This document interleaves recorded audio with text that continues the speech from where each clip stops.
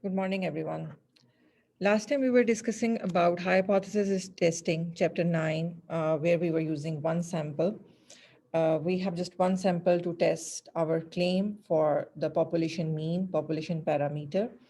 So we have seen that we were using central limit theorem because we have a claim about averages or the proportion, and then we were figuring it out by using the sample average. Where does it exist, whether it's in the good region or in the critical region?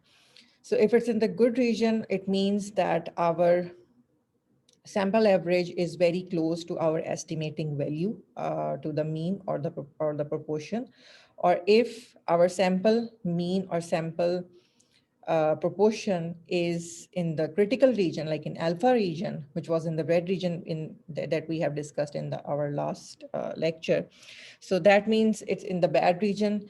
Then our sample average or the sample proportion is far from our estimating value or our claim. This is why we can say that our claim is wrong.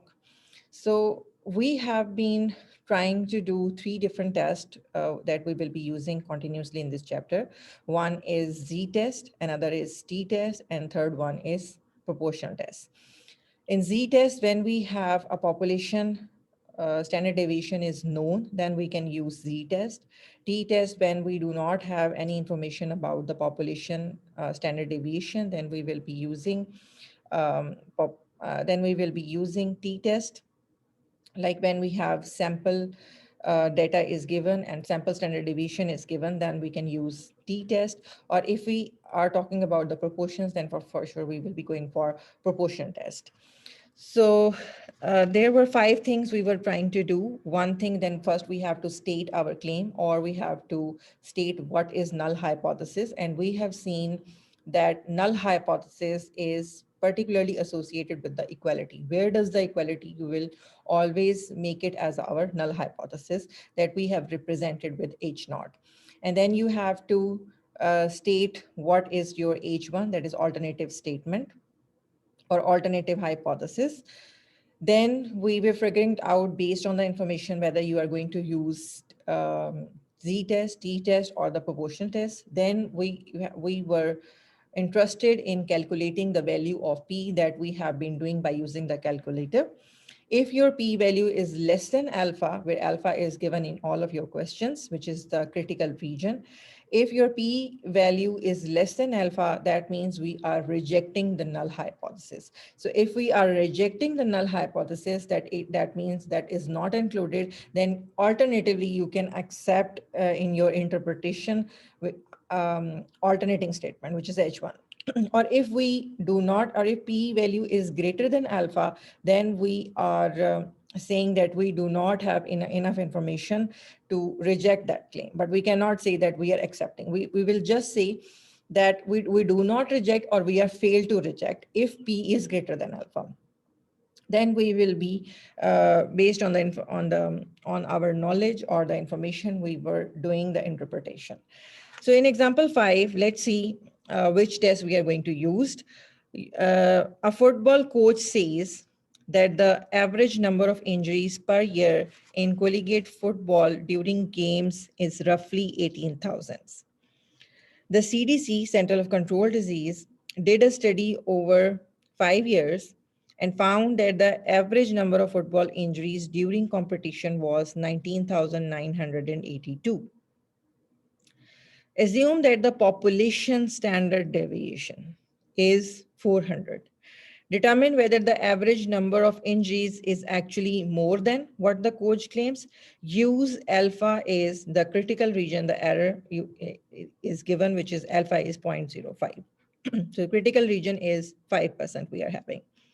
So for sure, we are talking about averages. Now you have to think, first of all, you have to state what is your null hypothesis.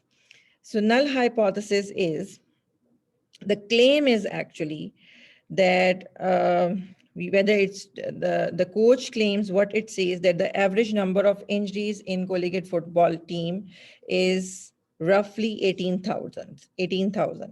So it means our H naught is, mean is 18,000. Now, alternating a hypothesis, it should be given in your question. If it is not given, like more, less, then you will be using opposite to the null hypothesis, which is not equal. But in the statement, it's given that the determine whether the average number of injuries is actually more than the coach claim. So it means our alternating hypothesis that the average is greater than the coach claim. Then coach claims the average number of injuries is 18,000. So it should be greater than 18,000. The next thing is you have to find out which test we are using based on the information. It's z-test, p-test, z-test, t-test, or the proportional test. Z-test, when you have population standard deviation is known. In our statement, population standard deviation is given. It means now we are going to use z-test. So test we are going to use z-test. The next thing you have to find the value of P. So now you have to use your calculators. Press stat, go to test, and there is the first one, which is z-test. So we are going to press z-test. So it looks like this. You have to press stat again, go to stat, and then you have to write mu naught, standard deviation, and the rest of the information. So mu naught is your null hypothesis. What is null hypothesis? That the average is 18,000 in this case. So I'm going to write down all the information, 18,000. Population standard deviation is given, which is 400. Sample average is he did study for 5 years, and he found out that the average number of football injuries is 19,980. So 19,982 is in X bar, which is sample mean. Sample size is 5, because 5 years he was studying. And then alternating statement is greater than, because it's given in your question. Now this is how it looks like, the information. Then you have to press calculate, and then you will see the value of P, where we are interested in. The P value is, in your question, you can see that it is 8.07, and then e raised to by exponential power, which is 10 raised to the power minus 29. It means the value is very small. So the value of P is 8.07 times 10 raised to the power minus 29. It means the value is so small that it is kind of negligible. You can say it's 0. So because we have to write it 0.000, these zeros we have to write 28 times. Then we will write 807. So it's very small value. And the alpha value is 0.05. So for sure, my P value is less than alpha, which is 0.05. So P is less than alpha. So if P value is less than alpha, then what is the conclusion? Conclusion is that we are rejecting our null hypothesis, which is H naught. So what is the interpretation? The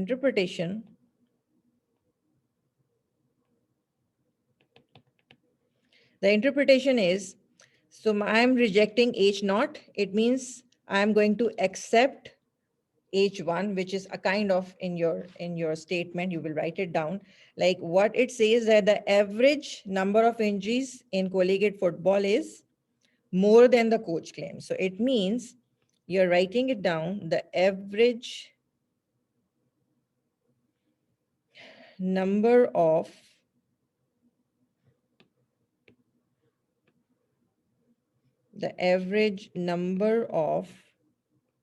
injuries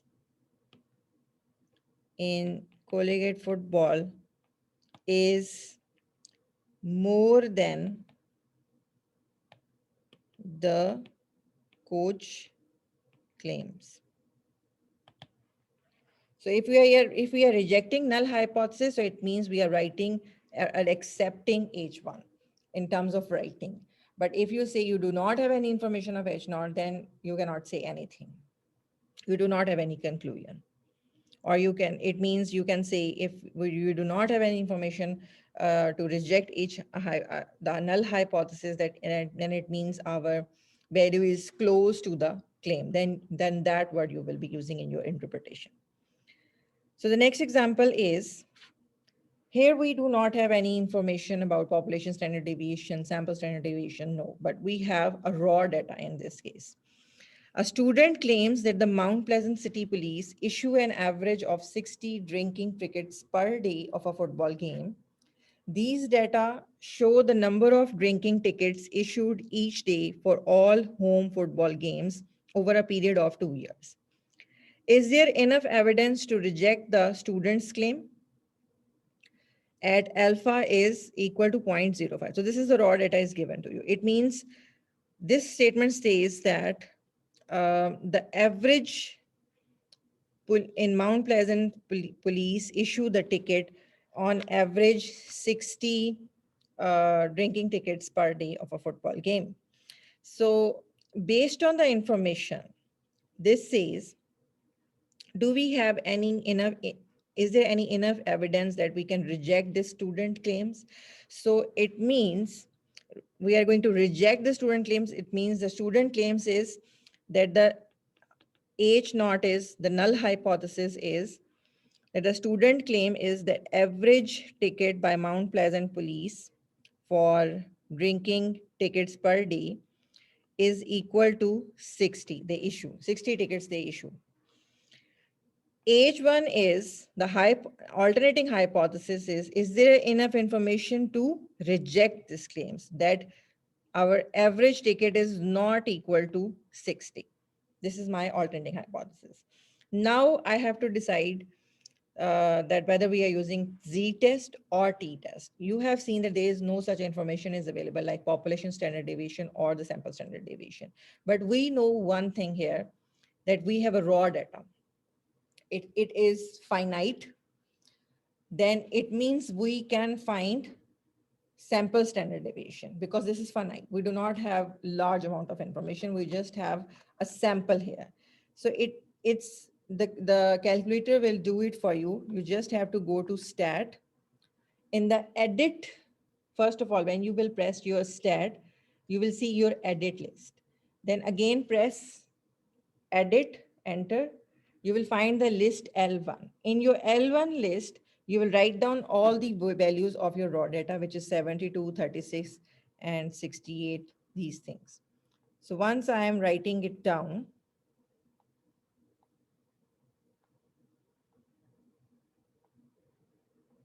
that means I'm going to save it in my L1 list. Then again press stat. Once you write your L1 list, then again press stat and then go to test. Press test. There will be a t-test because we do not have any information for the population standard deviation. So we are going to use second one, which is t-test.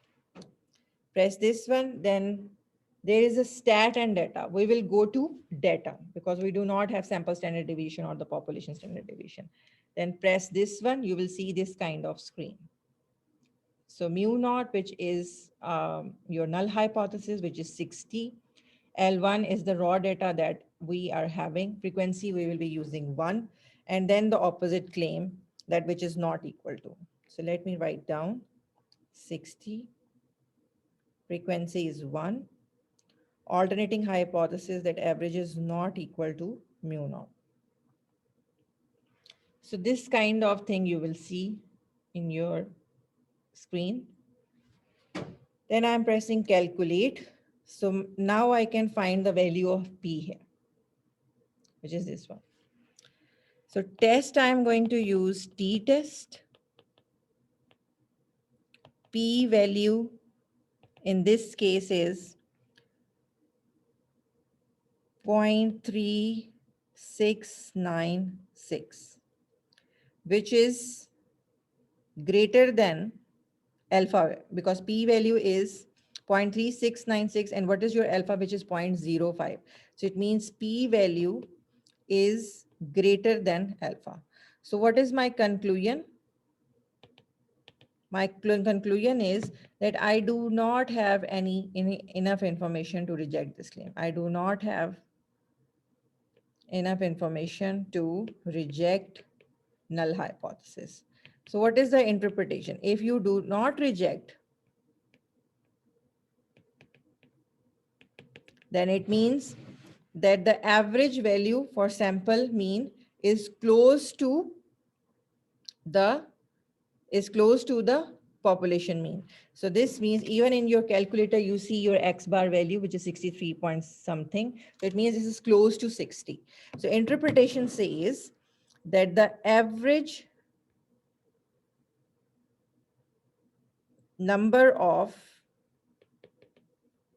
drinking tickets issued per football game, per football game each day, per day,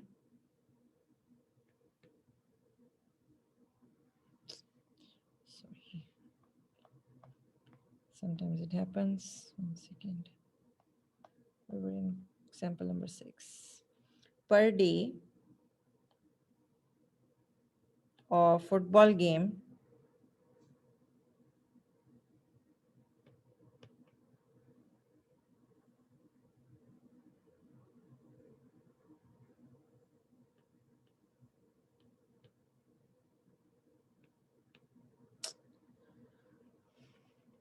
sorry,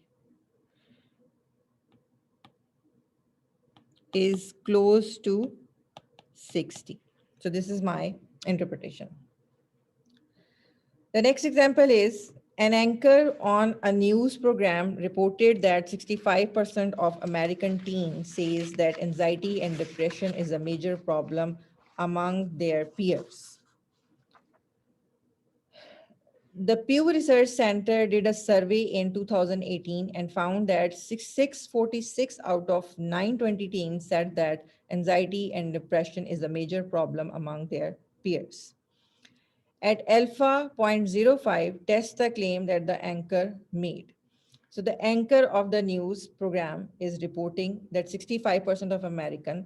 So this is a kind of proportion value, because how many people are agree to the statement or what they are saying, or how, then we have a test sample, which is from test sample, that how many number of people agree to that claim. So this is a kind of proportion statement.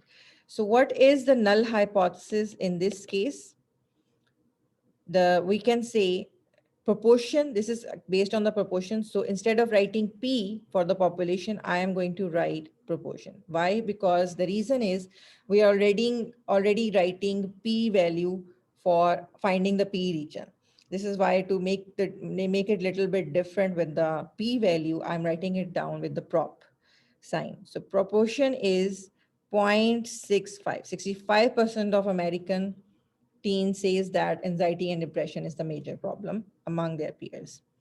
So H1 is alternating hypothesis, because we do not have any kind of statement that proportion of the people says, which is more people says or less people says. We do not have any information of this one. So only thing we can say, we can reject this claim or we can accept this claim. So it means the alternating hypothesis, we are going to write down that it is not equal to 0.65. So this means now which test we are going to use? Now this is proportional statement. We are finding the proportion, the claim for the proportion. So only one thing we can do, which is one prop test on your calculator. Now we have to find the P value. Again, go to stat, go to test, then you will see on your 5, on 5, you can see one prop Z test, one prop Z test. Sorry.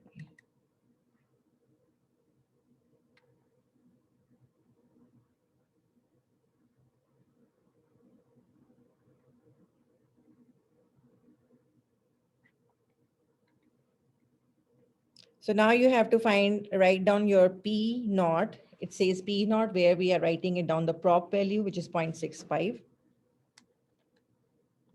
X is the number of people who were agreed from the number of people from the test. X is here in our statement, the total number of people we are going to test, the 920 teens. Amongst 920 teens, 646 people says that who were agreed to that claim. So 646 is my X value, like classical probability you are going to use. So X is 646 and N is the total number of sample in our sample space, which is 920. So X is 646. Here we have X is in your calculator 646. And N is the number of sample, which is 920 people. 920 is my sample size. And alternating claim is prop is not equal to P naught. So this kind of screen you will be looking at, one prop Z interval. Then calculate the value. The P value is we are having, which is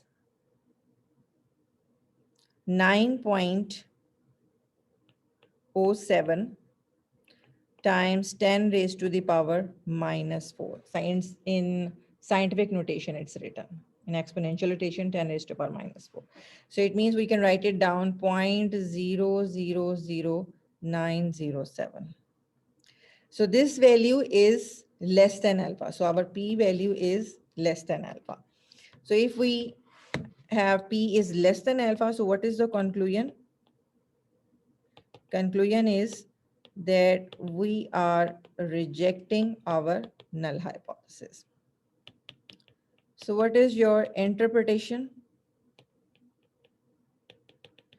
So if we are rejecting this, it means that alternatively, we are going to accept H1. So the proportion of American who says that anxiety and depression is the major problem for their peers is not equal to 0.65. So this is how you will be writing it down. The proportion of American teens who says anxiety and depression is a major problem among their peers is a major problem is not equal to 0.65.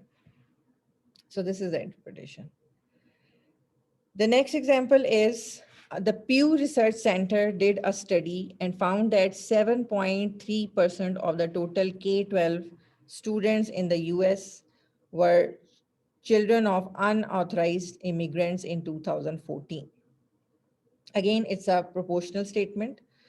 So how many proportion we are having for the children who have unauthorized immigration in 2014 in the United States. A principal wants to find out if her school district, in her school district has a percentage. She randomly selected 1,000 students in her districts and find out that 76 out of those students are children of unauthorized immigrants. Using alpha is 0.05, does her district have the same percentage of unauthorized immigrants as the Pew Research Center found? So Pew Research Center found that how many proportion of the children who have unauthorized immigrants in 2014? It says the proportion is 7.3%. So H1 alternating statement, if this statement is wrong, so that means There is nothing it says about like proportional has to be greater than this percentage the claim or less than if it is written in your statement, then you have to write down alternating statement as less than prop value, like say 7.3 or greater than 7.3. But here we do not have any information, a kind of like that he found in his, or the principal found in her sample, that the proportional value is greater than the claims that the Pew Research found. It doesn't say anything. So it means we are going to check whether it's true or not. So proportional is value is not equal to, sorry, if it is 7.3%, so in proportional, you are writing 0.073. If you write divided by it into 100, then you will write it down 0.073. This is a proportional value. So it means alternating statement, if it is not equal to 7.3%, so it means prop value is not equal to 0.073. Now, which test we are going to use? For sure, we have just proportional statement, which is one prop z interval we are going to use. Interval we are going to use. And then we will find out the value of P from your calculator. Press stat, go to test. Number 5 is one prop z interval, where I'm writing P naught is 0.073. X is how many number of people she found from her test sample. 1,000 number of people she selected, that is my N here. N is 1,000 students in her district. And how many students she found for unauthorized immigrants, which is X. 76 she found for the unauthorized immigrants. So X is my 76, N is 1,000, and alternating statement is not equal to, prop is not equal to P naught, like P naught is not equal to the null hypothesis. And then press calculate. P value you will find out, which is 0.7153. You can see in your calculator, there is P value and P hat value. You will be looking for only P value, which is this one, top of it, P. This is what we are interested in, 0.7153. So what is my alpha, which is 0.07? So for sure, it's enormously large than alpha value. So P value is greater than alpha value. So if P is greater than alpha, so what is my conclusion? My conclusion says that we do not reject the null hypothesis. So do not reject H naught or null hypothesis. Interpretation is, so if we do not reject, it means the proportion of the students who are children of unauthorized immigrants, in her district, she found it is close to 0.073 or 770 or 7.3%. So this is my interpretation, that the proportion of students who are children of unauthorized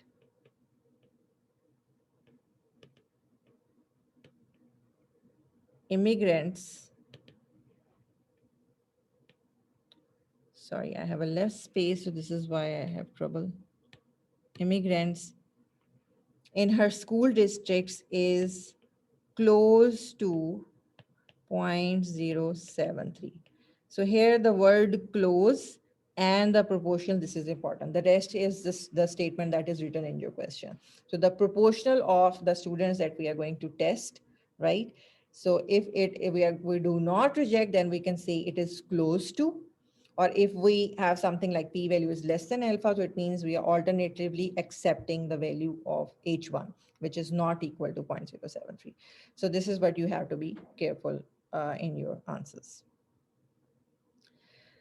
The next example is in November 2017, Rasmussen report said that 70% of the American adults say their religion faith is at least somewhat important in their daily life. A political candidate says Michigan has the same percent, a sample is done in Michigan state, and he found, a political person found that 55 out of 80 people surveyed in Michigan who says that their religious faith is at least somewhat important for their daily life. Test the candidate's claim at alpha is 0.072, sorry, 0.02. So it means we are talking about again proportions, and we have a sample of how many people, 80 people, from which 55 people says who were agreed for this statement that the religious faith is somewhat important for their daily lives. So here is my null hypothesis. The null hypothesis is that the prop value, how many percentage of people who says that their religious faith is somewhat important for their daily lives, which is 70%. It means the proportional value is 0.70. H1 alternating hypothesis, it doesn't say anything greater than less or more. So it means we can only negate this with this claim, which is not equal to 0.70. Test, which test we are going to use? For sure it is proportional statement we are going to using, so this is why we will use one prop z test in this case. Now we will be looking for the value of p. Here again x is 55 who were agreed with this statement in our sample test, and the number of samples or number of people he is choosing 80. Again press stat, go to test. Number 5 is one prop z test. I'm writing p naught is 0.70, x is 55, n is 80, and proportional is not equal to p naught.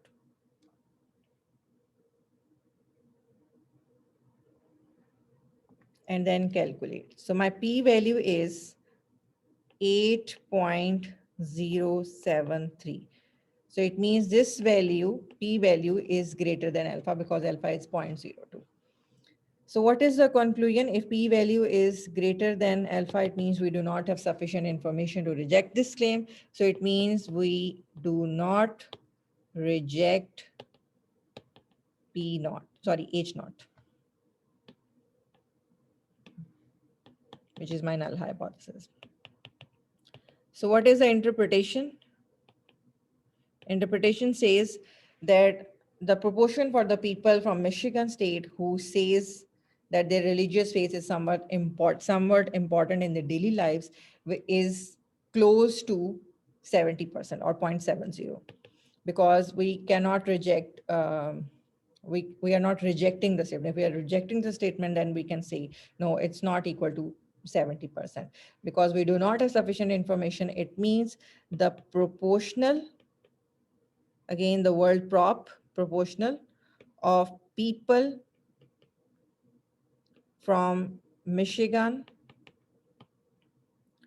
who says their religious faith is important is close to, because we do not reject, close to 0.70. So the word proportional and the word close to is important here. Close to because we do not reject. If it is do not reject, so most probably we are going to use close in this case. So these were all the examples for one sample hypothesis testing, where we have information for only one sample. Same hypothesis testings we can do for standard deviations. But if you want to go for testing the standard deviations for hypothesis for standard deviations, then we use chi-square test. This there, which we are going to skip this is in chapter 11. But same thing, but most probably we are, most often you will see in your daily lives that if you have hypothesis, then we have either for averages or the proportions. So we are going to skip it. We are not going to study in this course. But the same thing, if you want to study the literature or chapter 11, you can see that how we can compare the hypothesis testing for standard deviations by using the chi-square test.